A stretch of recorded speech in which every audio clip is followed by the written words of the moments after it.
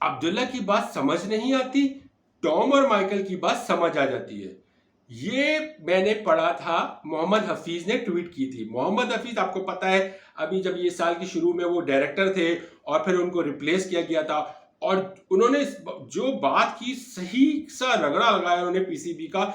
वो उन्होंने बिल्कुल मैं एक मुहावरा बोल देता हूँ, जैसे एक होती है ना, एक डायलॉग था, मुहावरा नहीं कह सकते इसको, डायलॉग कह सकते हैं कि मेरा कुत्ता कुत्ता, तुम्हारा कुत्ता टॉमी। यानी कि मोहम्मद हफीज जब डायरेक्टर थे वो यही बात करते थे।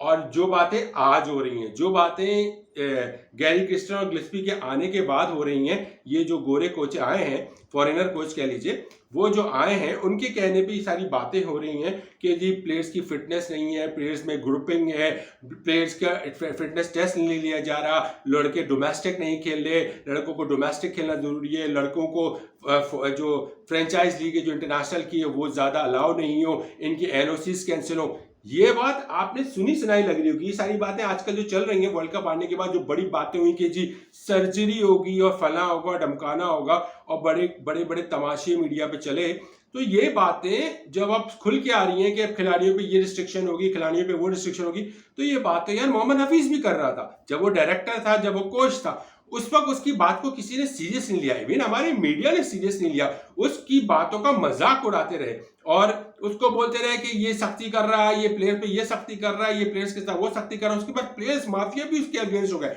उसने ओपनिंग स्लॉट बदलने की कोशिश की तो उस पर सवाल उठ गए। उसने प्लेयर्स को, सीनियर प्लेयर्स को कहा कि जो ओपनर्स है उनको ओपनर्स पे रहने दें और जो आप लोग हैं वो आप मिडिल ऑर्डर पे आ जाए। तो उन्होंने भी उस चीज पे बहुत क्रिटिसाइज किया, मीडिया हाइप हो किया, पीआर कैंपेन स्टार्ट हो गई।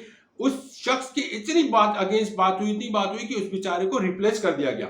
और उसके बाद उसने जो जो बातें की थी उसके अगेंस्ट लेके पूरी एक टीम बनाई गई और फिर सब कुछ अलग हुआ। और इन द एंड फिर पाकिस्तान को जलालत उठानी पड़ी वर्ल्ड कप में। वो शख्स कहता रहा और आज वही बात सुनने को मिल रही है कि जी खिलाड़ियों में जी एनओसी कैंसिल हो गया, जी सबका एनओसी कैंसिल हो गया, इवन कप्तान का भी, भाई शाहीन का भी और रिजवान का भी और बाबर आजम का भी। और अभी तक पता नहीं है कि कप्तान कौन रहेगा। उसके बाद कहानी ये हो गई कि प्लेयर्स सारे डोमेस्टिक जरूर खेलेंगे, फिर ज्यादा जो है किसी को ज्यादा वो नहीं दिया जाएगा, फ्रेंचाइज खेलने की इजाजत नहीं दी जाएगी, डोमेस्टिक हर हाल में खेलनी पड़ेगी। और थोड़ा बहुत जो है वो फिटनेस टेस्ट भी का जो फिटनेस का भी ख्याल रखेंगे और फिटनेस टेस्ट खिलाड़ियों के होंगे और बहुत कुछ। ये सब बातें हफीज अपने टेन्योर यानी जब भी वो कोच था या हेड कोच डायरेक्टर था वो ये बोलते रहे थे। और तभी उन्होंने ट्वीट किया कि जब कहने का मकसद उनका यही था ना कि अब्दुल्ला की बात समझ नहीं आ रही थी, यानी कि मेरी बात समझ नहीं आई।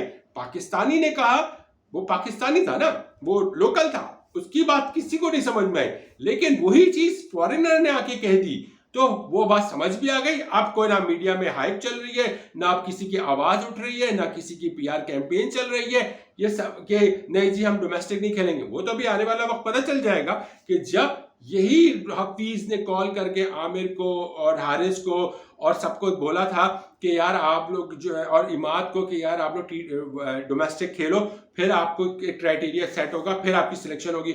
उस वक्त तो किसी ने नहीं मानी थी, सब लोग हफीज के अगेंस्ट हो गए थे। लेकिन आज यही फॉरेन कोच आ रहा है और आप बोर्ड को बोल रहे तो बोर्ड इसी चीज को इंप्लीमेंट कर रही है। क्या बोर्ड हफीज के कहने पे इंप्लीमेंट नहीं कर सकती थी? कर सकती थी, लेकिन उस वक्त बोर्ड ने इस चीज को डिसीजन नहीं लिया। वो उस टाइम ये बोर्ड नहीं था, वो कोई और बोर्ड था। चेयरमैन भी बदले हुए थे, अब चेयरमैन भी बदल गए। अब चेयरमैन ने कहा है कि भाई आप जो फॉरेन कोच कह रहे हैं वही अमल दरामद होगा, पूरी पूरी पॉलिसी बन रही है, सब कुछ तैयार हो रही है। अब आने वाला वक्त बताएगा कि कौन से खिलाड़ी इस चीज को फॉलो करते हैं, कौन से खिलाड़ी इस चीज को फॉलो नहीं करते। कैटेगरी भी बदली जा रही है कि ए कैटेगरी में कॉन्ट्रैक्ट में कौन होगा, बी कॉन्ट्रैक्ट में कौन होगा। ये सब चीजें बहुत कुछ, शायद कोई नीचे चला जाए और कोई नीचे से ऊपर वाली कैटेगरी में आ जाए, ये आने वाला वक्त बताएगा।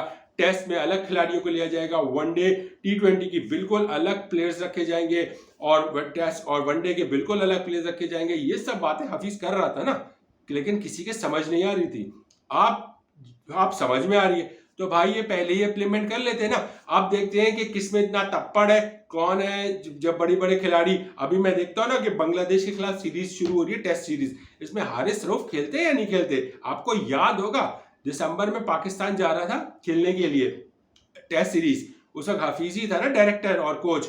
और हारिस ने क्या किया था? मना कर दिया था। और उसी दिसंबर के आखिरी में उसी क्रिकेट बोर्ड ने एनओसी जारी किया था उसको खेलने के लिए बिग बैश। याद होगा आपको, याद है ना आपको, खेलने गया था ना हारिस, ठीक है, पाकिस्तान रिप्रेजेंट करने नहीं जा रहा था उसको टेस्ट में। आप देखते हैं कि ये जो भी शुरू हो रहा है अगस्त की 22 तारीख से, ये इसमें टेस्ट में खेलते हैं हारिस या नहीं खेलता, या आगे आने वाले जो टेस्ट सीरीज है उसमें हारिस खेलता ही नहीं खेलता, ये सवाल उठेंगे।